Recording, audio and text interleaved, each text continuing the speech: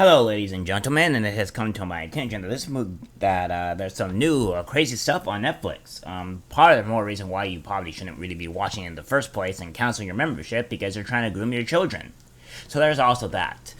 But here's the thing here is that this has been going under the radar for some time now. I'm not quite sure why. Nobody has really been talking about this, and I kind of want to bring it more to attention so that way more people can really talk about it.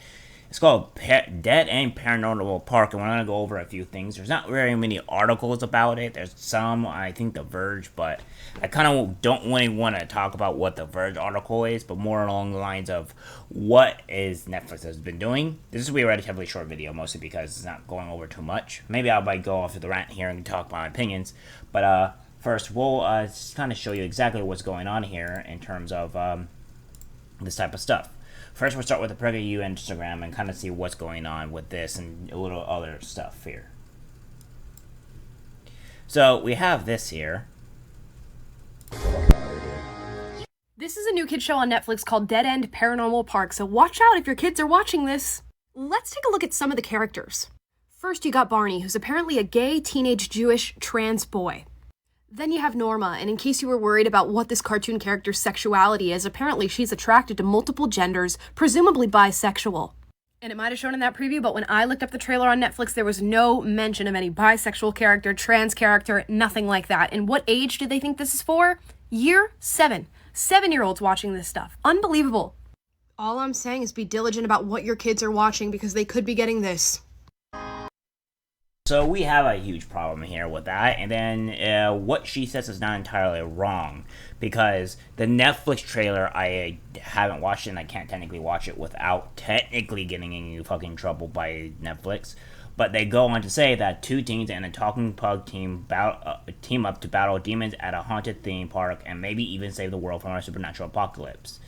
And they don't say anything about the trans stuff or whatever is having here at all, and that's kind of a big deal. Now I will show you guys exactly kind of what's been going on their front and kind of what they're saying, because they're not saying too much about this in particular on what's been going on. As you guys can see here, this is all the kids stuff or what have you.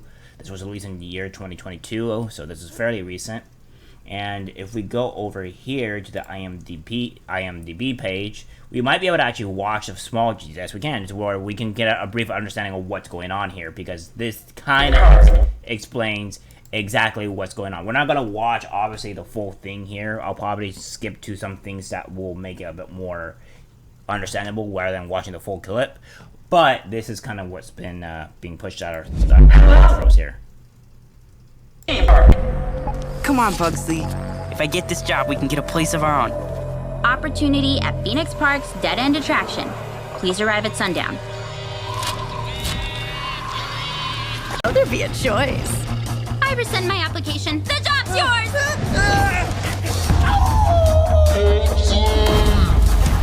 Pugsley, please. Do not give orders to the great Emma Lucas.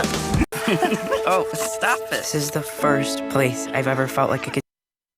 So again, it's not really explaining exactly what's going on here. We need to kind of see more of what's going on, and the trailers should explain a lot. It's probably going to be loading the ad here, so we'll go over this. I've got a job interview down here. Wait. Opportunity at... So it's the same deal here with this, and then they're not being very good on exactly showing what's going on. So there is a particular episode that I am trying to find for you guys that equates to what's technically going on with the Dead End and Paranormal Park. So if we go to here, and you go to Dead End Paranormal Park here, and we try to go to exactly what they're saying on not just the IMDb page, but on Wikipedia as well, because you have to go here to kind of see everything. It does say a gay teenage Jewish trans boy who works as a security guard at the park. Due to family tensions, he decides to live in the haunted house. He has a crush on Logan, Locke's new agent, or whatever the hell. A character who works at the haunted house with Barney is later to have seen a question, but Sayers Hammer Steele says that she is attracted to multiple genders, presumably bisexual, and they're incorporated in his own autistic experiences into the writing of Norma, who is an autistic character in the show. Now, the only reason why I can trust Wikipedia with this type of stuff is because they have no problems writing this type of stuff, or are usually far left type of deal. So we all know that this is more catering to people. Now, again, I don't have a problem with this being shoved into people that are not kids, but since this is being pushed onto kids around the age of 7, this is a huge problem for me.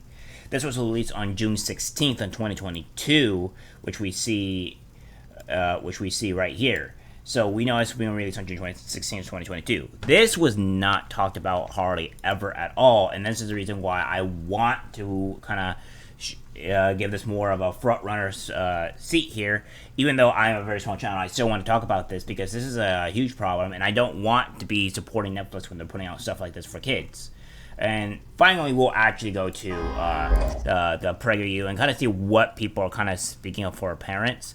I don't think parents actually know about this show hardly ever at all. So it's nice to have people talking about this and all this other stuff because nobody has. So they're going to say at least they're honest about being a dead end. It's time to come up with alternatives for these companies, which there are alternatives, by the way, for the companies. Daily Wire spent $100 million on $100 million on kids shows, so you'll be seeing that what posted here. And then, with that being said, there are companies that are doing stuff. I may believe Tim Pool is making something for kids as well, which is doing well. So there are companies. We need to have these companies advertise to more people about their kids stuff. We don't. We of course, Daily Wire and this stuff they're in the production of it, obviously. So they're not going to do an advertisement onto something until they have that content released. But once it is, it'll be advertised, and I hope they do. And I'll be supporting that type of stuff for days on end because I do not want to be going with these companies with that type of stuff. We have limited our children's TV selection so much. They are taller, so they are just now starting to even watch TV at all. But we stick to Tumbleleaf, sticky and dirty. If you give a mouse cookie and the little bear, super clean and innocent shows. My 8-year-old started watching this and then stopped because of it. I mean, this is kind of reaching, although not a lot, but some people enjoy this, so let them be them because it's not a lot of people. It's affecting kids is the problem here. That's what is affecting. And we don't need to be pushing this onto children at all, period.